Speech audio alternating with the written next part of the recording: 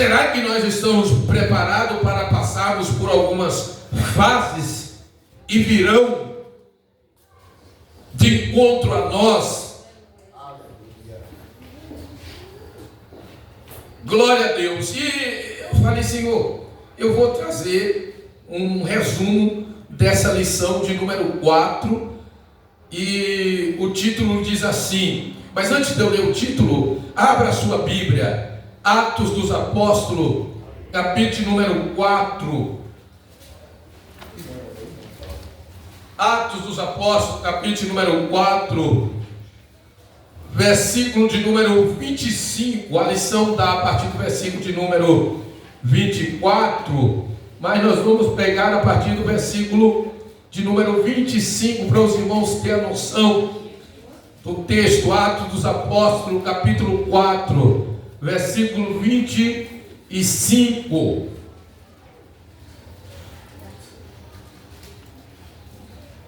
Versículo 23, perdão, versículo 23. Versículo 23. Glória a Deus. Todos encontraram? Os irmãos acompanham aí. E diz assim: e solto eles foram para os seus e contaram tudo o que lhe disseram os principais dos sacerdotes e os anciões.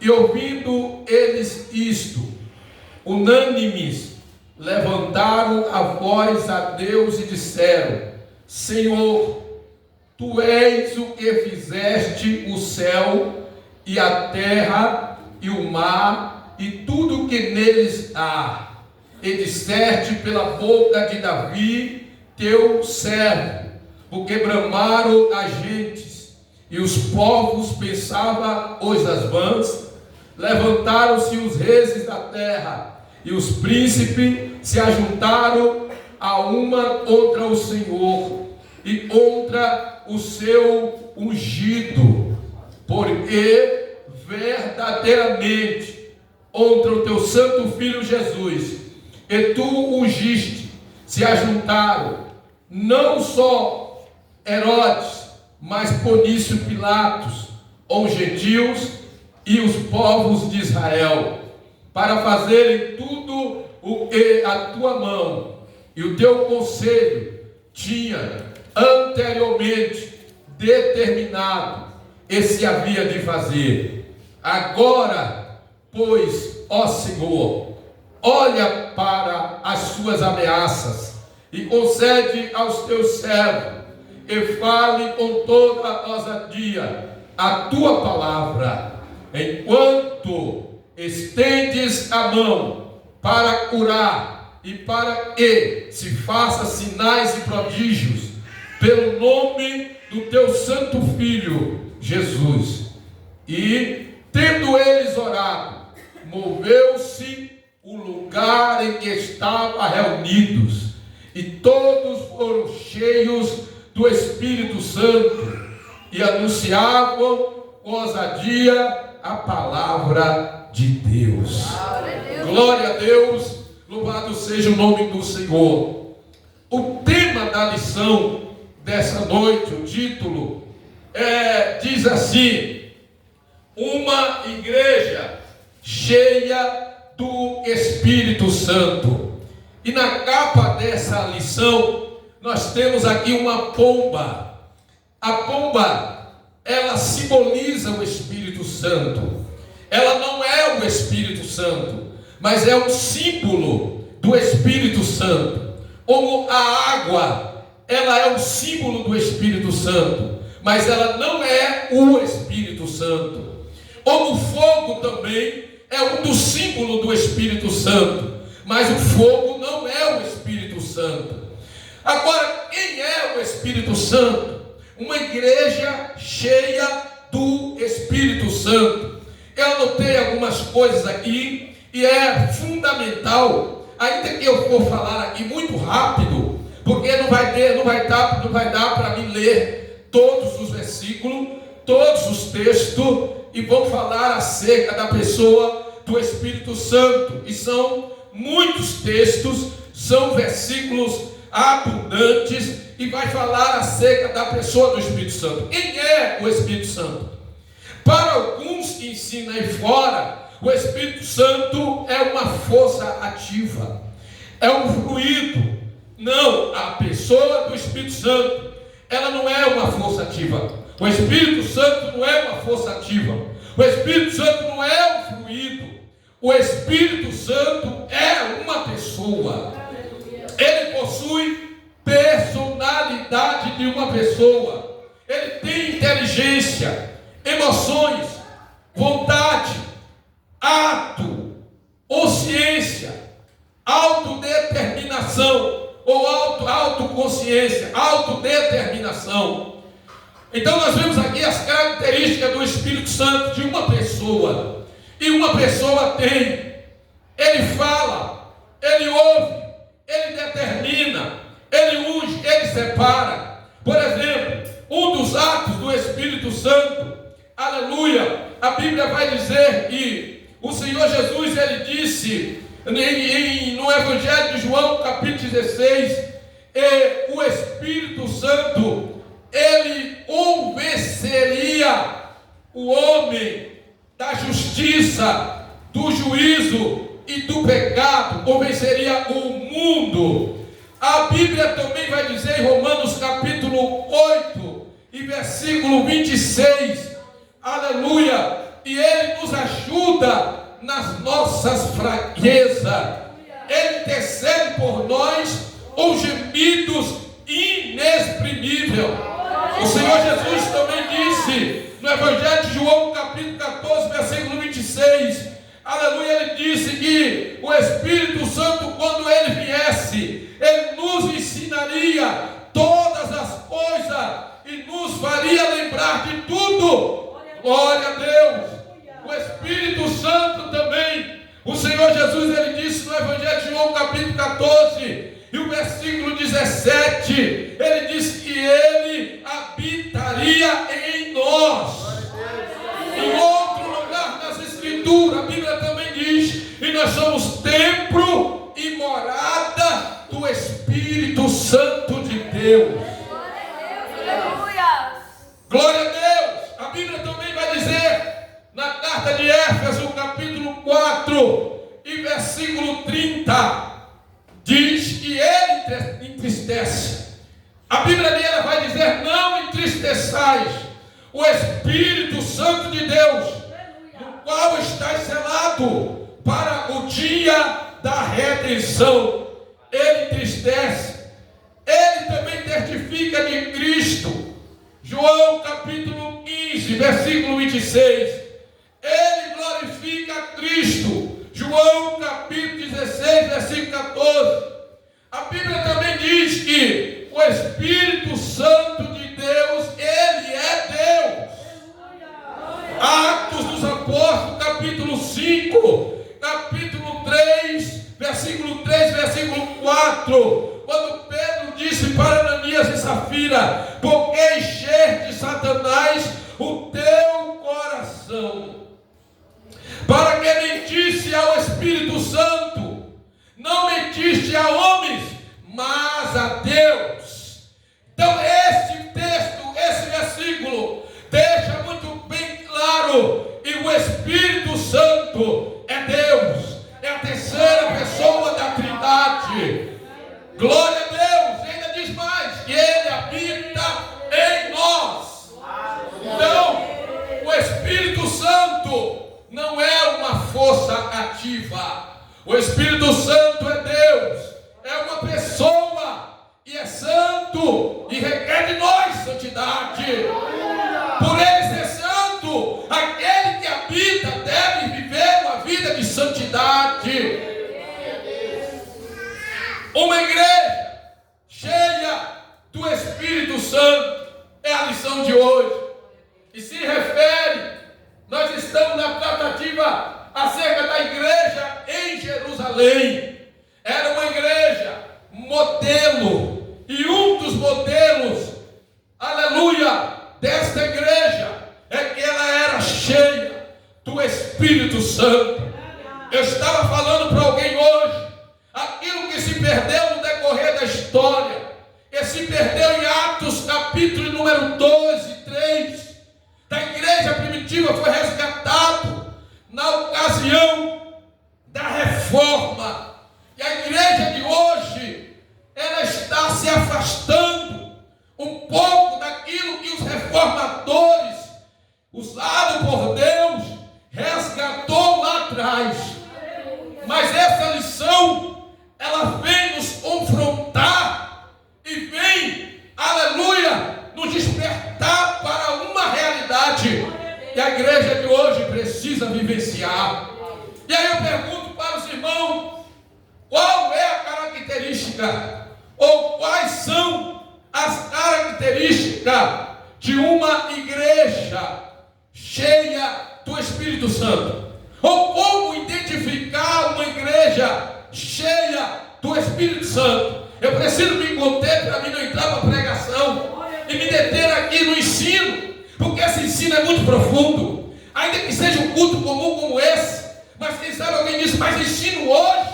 Irmão, a igreja primitiva abria o Antigo Testamento e os irmãos começavam a ler versículo por versículo. A Paulo estava pregando, os crentes da igreja de Bereia examinavam as escrituras para ver se era verídico aquilo que ele estava ensinando. Hoje a igreja está sendo levada por movimento, por vento de doutrina e não observa a palavra. Glória a Deus, aleluia.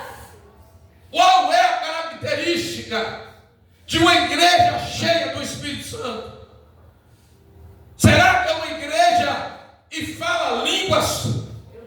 Será que é uma igreja que pula e rodopeia e cai no chão e baba e come capim como um animal? E quando alguém assopra, cai todo mundo no chão? Qual a característica de uma igreja cheia do Espírito Santo? Eu nada contra, eu falo em línguas, eu quero que a igreja fale em línguas, e tem que se falar. Agora, quais são as características de uma igreja cheia do Espírito Santo? Eu sempre falo, nunca meta a espiritualidade de alguém pelos dons. Sim, também pelos dons, mas nunca pelos dons, unicamente pelos dons, mas pelo fruto, pelo caráter, pela vida que ele vive diante de Deus e diante da sociedade. Você não conhece uma árvore pelo fruto, é pelas folhas, não é, irmão? Não é não. Você não conhece uma árvore pelas folhas. Ele não falou que é não, irmão. Você conhece uma árvore pelo fruto. Jesus disse, pela árvore conhecereis o fruto.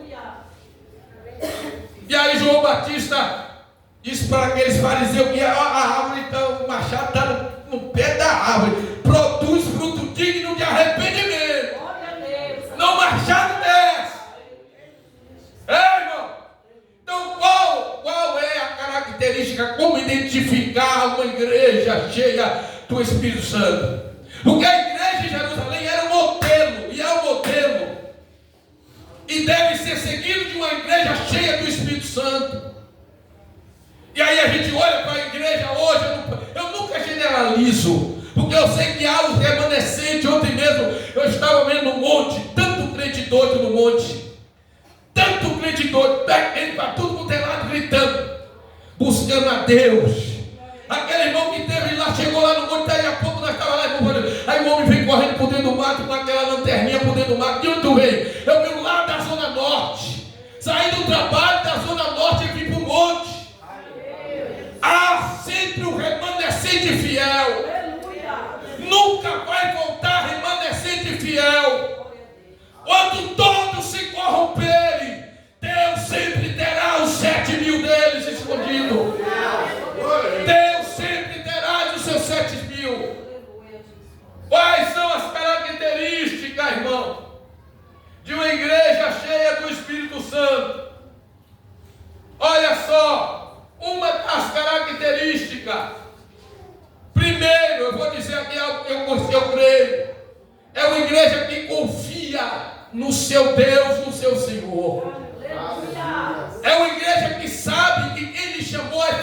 para guardar, para proteger.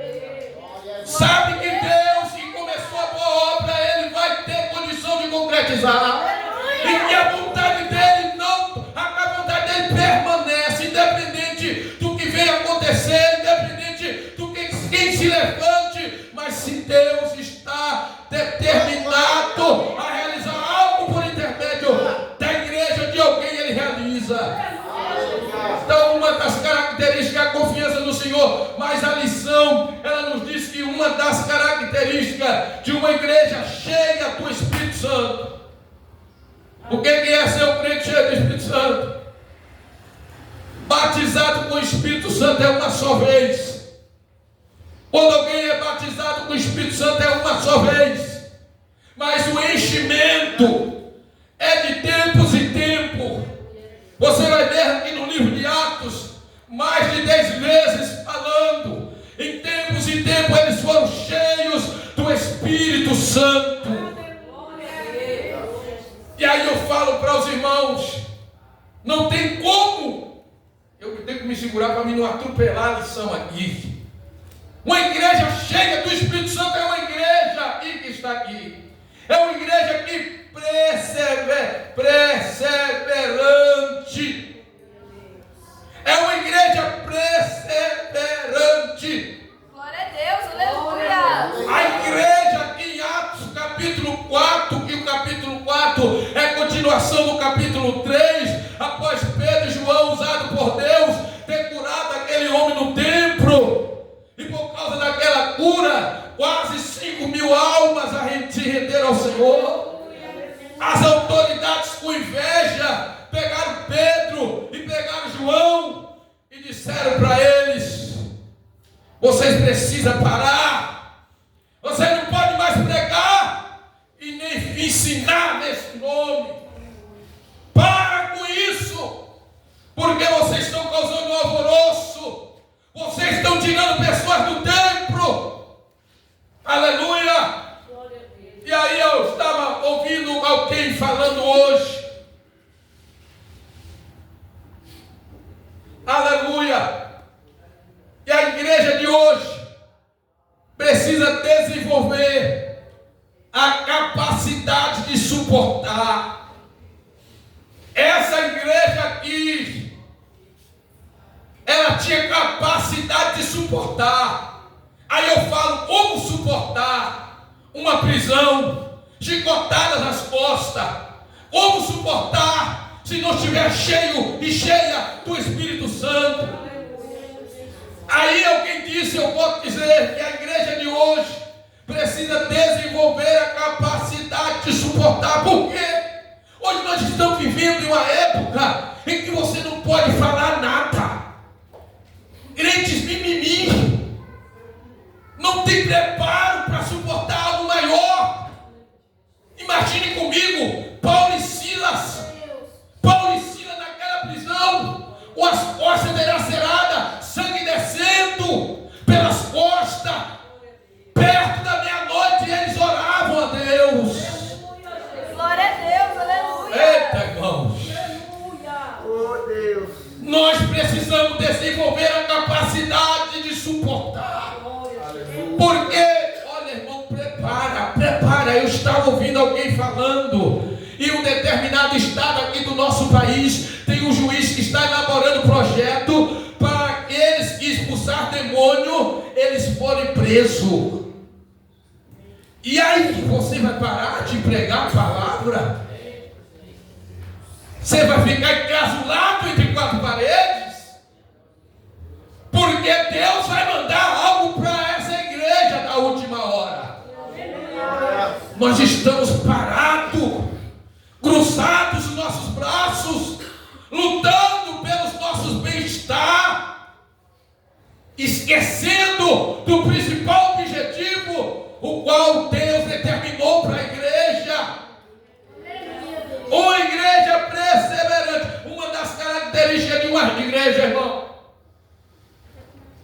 uma das características de uma igreja, e ela é cheia do Espírito Santo, é uma igreja que persevera, suporta o sofrimento.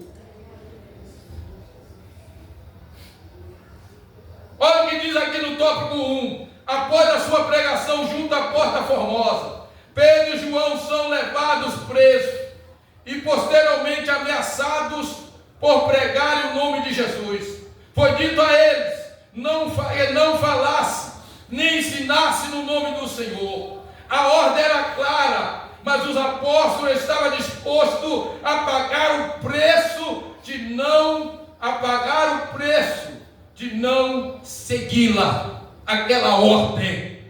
Ainda que a Bíblia, ela nos ensina que toda autoridade é constituída por Deus e a igreja precisa obedecer às autoridades, mas quando as autoridades, ela se levanta contra a palavra de Deus, a igreja não deve obedecer, mas antes de obedecer à autoridade humana, deve obedecer à autoridade divina e continuar na sua missão de pregar o Evangelho. Pedro e João, eles suportaram tudo por amor a Cristo. Irmãos, nós estamos muito longe, muito distante daquilo que Deus espera de nós como igreja. Eu digo por mim, nós estamos longe. Muitos de nós, eu sei que muitos de nós trabalhamos, mas muitos de nós só estamos no culto hoje, agora só no outro domingo. E a missão que o Senhor nos incumbiu, e a missão que o Senhor nos deu, Ele nos confiou a nós. Jesus disse: ide por todo mundo e pregai o Evangelho a toda criatura. Aquele que crê e for batizado será salvo, e não crê será condenado. Eis que vos dou poder para que sejais as minhas testemunhas.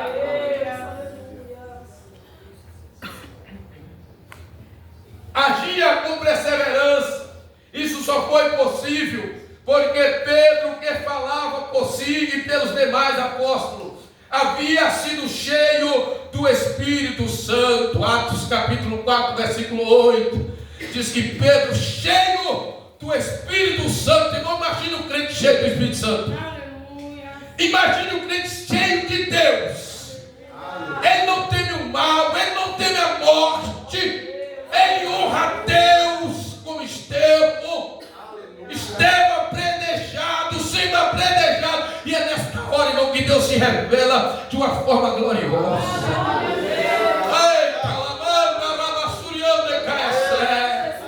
Pedro sendo apredejado, e ele disse: Deus, meu Pai, Senhor, não os impute esse pecado. O crente cheio do Espírito Santo, ainda que seus algozes estejam lhe matando, mas ele está disposto a perdoar. Eita, irmão! E é nesse momento que o céu se abre. Estevão vê a glória de Deus e Jesus do lado do Senhor. Precisamos ter experiência com Deus. Precisamos ter experiência com Deus. Vivenciar a maravilha de Deus. Oh, glória! Oh, irmãos, busca ter uma experiência com Deus à parte. Eu tenho a minha esposa que dorme comigo, mora comigo, mas se ela não procurar ter uma experiência com Deus, eu vou procurar fazer a minha parte. Aleluia! Aleluia! Olha só, eu estou lendo aqui a revista. O tempo verbal do grego, usado no versículo 8, tendo sido cheio, demonstra que o apóstolo ele já havia sido batizado no Espírito Santo. No Pentecostes, foi revertido novamente no poder do alto. Uma igreja continuamente cheia do Espírito suporta as provações e sofrimento. Glória a Deus, aleluia. Só uma igreja, só um crente cheio do Espírito Santo é capaz de suportar as provas e o sofrimento e não retroceder para trás, mas permanecer para o alvo, olhando para o autor e o consumador da sua fé, e ao Senhor Jesus Cristo. Nós Nós precisamos aprender muito com a igreja em Jerusalém. Uma igreja que uma das características era a perseverança, era a condição, a característica dela era suportar o sofrimento. Ela também era uma igreja convicta da sua fé. Uma igreja convicta da sua fé. Mas antes de falar sobre isso aqui, o subtópico 2 diz assim: uma igreja que não negociava seus valores. Quando disseram para eles: para, não prega, não fala, para, eles não negociaram os seus valores, porque eles tinham convicção. Olha o que diz aqui: quando a classe sacerdotal intimou os apóstolos e lhes deram ordem expressa para que eles não falassem nem ensinassem no nome de Jesus, a resposta dos apóstolos foi: julgai-vos se é justo diante de Deus ouvirmos antes a voz do que a Deus. Entre outras palavras, os apóstolos afirmaram que não negociaria a sua fé, não abriria mão dos valores da fé que havia recebido, pois eles são inegociáveis. Uma das marcas de uma igreja que perdeu ou está perdendo o poder do Espírito é a sua aceitação de princípios e prática que afronta as Escrituras. Glória a Deus, meu Deus. Uma igreja que está perdendo é uma igreja que negocia os seus valores com o mundo. Ela perde a sua autoridade. Eu sempre falo, nós somos uma igreja inclusiva. Somos uma igreja inclusiva. Incluímos pessoas no rol de membro da igreja. Mas para ela fazer parte do rol de membro da igreja, ela precisa se arrepender, confessar os seus pecados, nascer de novo, se tornar uma nova criatura em Cristo Jesus. Mas ela não pode vir como está e permanecer como está. Ela vai ser limpa pela palavra, transformada pela palavra, porque a palavra de Deus tem esse poder. Agora, negociar os valores, como Elimas, se não me falha a memória, quando viu os irmãos receber o poder do Espírito Santo, ele disse para Pedro: opa, me vende, eu te dou dinheiro. Me vende, quanto é que eu preciso dar para que eu possa ter esse dom? Pedro disse: rapaz, tu acha que as coisas de Deus, irmãos, o que tem de pessoas negociando os valores, vendendo a igreja. Eita Deus. Uma das marcas de uma igreja que perdeu ou está perdendo o poder do Espírito é a sua aceitação de princípios e prática que afronta as Escrituras. Irmãos, a igreja, ela é constituída de valores determinados por Deus e são inegociáveis. Pode mudar tudo, mas a palavra de Deus, ela não muda. Algumas coisas, a igreja, ela acaba no decorrer do tempo se aprimorando, mas nunca negociando valores. Valores divinos são inegociáveis. Daniel, ele colocou no coração dele: eu estou na Babilônia, meu pai, minha mãe não está aqui. Mas os valores que eu aprendi com ele são inegociáveis. Eu não vou me contaminar com o manjar do rei. Eu não vou beber o vinho do rei. Eu não vou comer a comida do rei. Tem sido você na escola. Porque alguns no trabalho, na rua onde você mora, na roda dos seus amigos, tem negociado os valores. Tu tem sido camaleão. Porque camaleão, irmão, ele se adapta de acordo com o ambiente que ele está.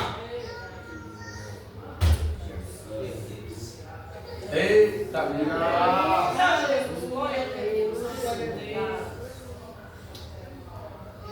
Uma igreja cheia do Espírito Santo, ela não negocia os seus valores. Não negocia. Eles estavam dispostos a morrer. Eles disseram diante dos sacerdotes, diante dos anciões, diante de toda a elite religiosa de Israel: vocês podem matar a nós, mas nós não negociamos. Irmãos, quem tem experiência, quem uma vez teve um encontro com Cristo e tem experiência com Cristo, irmão, ele enfrenta o que vier, mas ele não negocia. Quantas vezes disseram para mim: olha, fala que eu não estou aqui, olha, fala isso, fala aquilo. Não, eu não amo a mentira, eu amo a verdade. Não negocio valores. Não negocio valores para ser bajulado, para crescer em cargos. Não negocio valores para ser aceito por amigos e não tem compromisso com Deus. Eles devem me aceitar da forma que eu sou, ou a minha convicção de fé. São valores inegociáveis, irmão. E Deus vai requerer de nós um dia. Glória a Deus. Quem somos nós? Glória a Deus. Oh, Jesus maravilhoso. Louvado seja o nome do Senhor. Glória a Deus. Uma igreja perseverante, uma igreja cheia do Espírito Santo é uma igreja perseverante. E dentro da perseverança vem, suporta o sofrimento, não negocia seus valores, está convicta da sua fé, convicção da sua fé. Aleluia. Eles tiveram encontro com Jesus. Pedro e João, durante 3 anos e meio, estiveram com Jesus. Tinha convicção do que eles viram e do que eles ouviram. Olha o que ele diz: nós não podemos deixar de falar do que nós vimos e do que nós ouvimos. Convicção de fé. Ninguém muda a minha mente acerca daquilo que eu creio, daquilo que eu aprendi. Eu posso até melhorar em algumas coisas, mas ninguém muda a minha convicção. Lá na tua faculdade, ninguém muda a sua convicção se você está firmado na rocha. Porque muitos, quando chegam na faculdade, se tornam ateu, muda. Mas Sadraque, Mesaque e Abednego, ou Ananias, Misael e Azarias, quando disseram para eles: olha, você está na Babilônia, e todos que aqui estão adorando a estátua, vocês não vão adorar a estátua de Nabucodonosor? Eles disseram: não vamos adorar. Levaram o caso para Nabucodonosor. Fala para ele: se não adorar, vai para a fornalha, e a fornalha vai aquecer 7 vezes mais. Volta e diz para ele: manda aquecer. Manda aquecer, porque eu tenho convicção da minha fé. Eu tenho convicção da minha fé. Manda aquecer, porque eu sei, eu vou ser jogado lá dentro da fornalha, mas lá dentro da fornalha o 4º homem estará comigo, louvando a minha fé. Aleluia. Eita, irmão, procura ter experiência com Deus. Não viver uma vida no raso, né? Na superficialidade. Isso é muito bom. Procura ter experiência com Deus. Deus nos chama para uma experiência essa noite. Ser cheia do Espírito Santo, capacitado para uma grande obra. Quando você for cheio, você principalmente que foi batizado com o Espírito Santo, quando você for cheio, quando você falou em línguas, quando você se interessou da forma que no início você se interessava pela obra de Deus, o amor ardia pelas almas, você não via a hora de convidar alguém para vir no culto. Ardia no seu coração entregar um folheto, convidar o vizinho. Ardia no seu coração os cultos de ensinamento. a escola bíblica.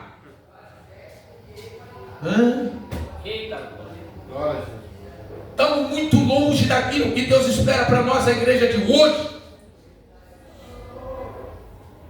É uma palavra de reflexão para abrir os nossos olhos espirituais como igreja do Senhor Jesus. Irmão, o mundo não quer ver uma igreja igual a Ele. O mundo não quer ver uma igreja parecida com Ele. O mundo quer ver ser uma igreja cheia do Espírito Santo. Não é porque foi eu que estava pregando, mas que estava pregando, o Simão que estava pregando, mas o crente cheio do Espírito Santo e com a palavra, com a espada do Espírito na boca, irmão. Glória a Deus, aleluia. Ela vai, penetra dentro de casa, no coração daqueles que estão ouvindo, e o Espírito traz para fora.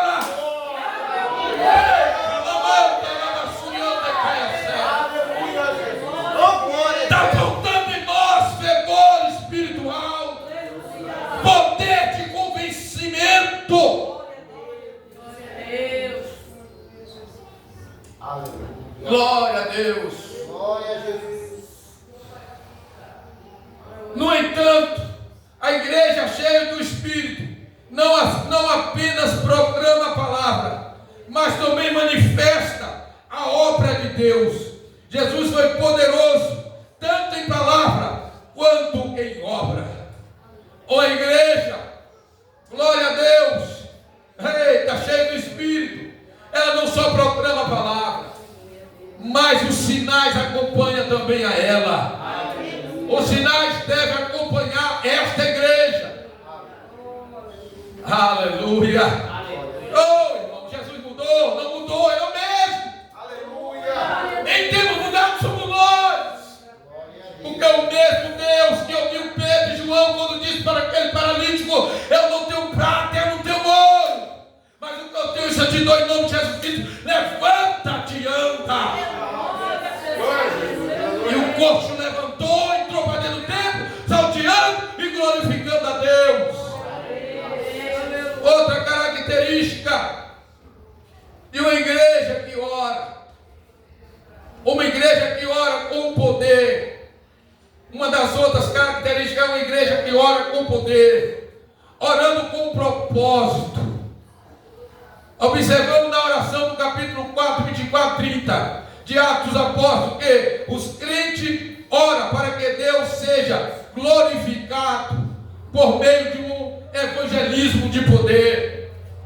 Examinando esse texto, nós vamos ver qual é o propósito depois que eles são presos e eles são mandados embora e eles vão para a casa dos irmãos. Quando eles chegam lá, Pedro e João contam para os irmãos o que aconteceu, o que a igreja fez. A igreja não foi orar para pedir para Deus matar, a igreja não foi orar para Deus pedir para fazer outra coisa, porque a igreja sabia do seu propósito, da sua finalidade. A igreja foi orar. Olha só, ouvindo eles isso, olha a oração da igreja. Qual era a oração da igreja? Hoje nós oramos pedindo casa, pedindo carro, pedindo fazenda, pedindo um monte de coisa, irmão. Mas olha a oração da igreja.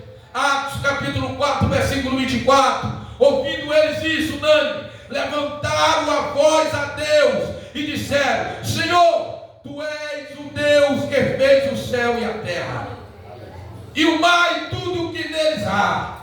Ele serve pela boca de Davi, teu servo, porque bramaram os gentios e os povos pensaram coisas vãs.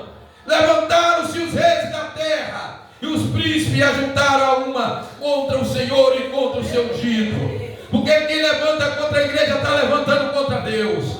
Porque verdadeiramente contra o teu santo filho Jesus e tu ungiste, se ajuntaram não só Herodes, mas Pôncio Pilato, os gentios e os povos de Israel, para fazer tudo o que a tua mão e o teu conselho tinha anteriormente determinado e se havia de fazer. Olha a oração aí. Agora, pois, ó Senhor, olha para as suas ameaças e concede aos teus servos e fale com toda ousadia a tua palavra. O que eles querem nessa oração? ousadia, autoridade, graça, poder para falar a palavra, porque dessa forma almas iriam se converter ao Senhor. Olha para o resto do versículo 30. Enquanto estende a tua mão para curar, para que se faça sinais e prodígio pelo nome de teu santo filho Jesus. E tendo orado, isso aqui é um sinal de Deus, moveu-se o lugar, literalmente. É como se nós estivéssemos aqui e na oração nós fizéssemos uma dessas orações e a casa balançasse. Ei, calabás. E tendo orado, moveu-se o lugar em que estava reunidos, e todos foram cheios do Espírito Santo e anunciava com ousadia a palavra de Deus. Eita, irmãos, não dá mais para ir um pouco mais adiante, mas tem muita coisa aqui nesta lição. E diz assim também: uma igreja cheia do Espírito Santo é uma igreja que ora em unidade, é uma igreja que ora fundamentada na palavra de Deus, é uma igreja ousada no seu testemunho, ousada para enfrentar a oposição ao Evangelho, ousadia no exercício dos dons espirituais, glória a Deus, ousadia na exposição da palavra. Glória seja dado o nome do Senhor. Então está aqui algumas características de uma igreja, e ela é cheia do Espírito Santo. E Deus espera de nós, e nós viemos nos buscarmos ser cheio do Espírito Santo. É a vontade de Deus capacitar a igreja, dar à igreja os dons espiritual, dar à igreja a ferramenta para a peleja espiritual, porque os irmãos entenderam muito bem, e a luta deles não era luta contra a carne, mas era uma luta espiritual. E numa luta espiritual não se usa armas humanas, mas a armadura de Deus.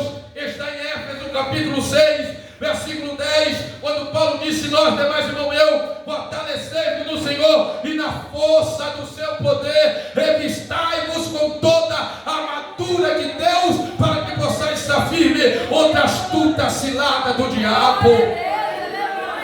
A igreja cheia do Espírito Santo, ela se reverte da palavra. Jesus venceu Satanás em Mateus capítulo 4, porque ele estava revestido, cheio do Espírito Santo e cheio da palavra. Por isso ele dizia todas as vezes, e Satanás lhe apresentava algo, ele dizia: está escrito, está escrito, está escrito,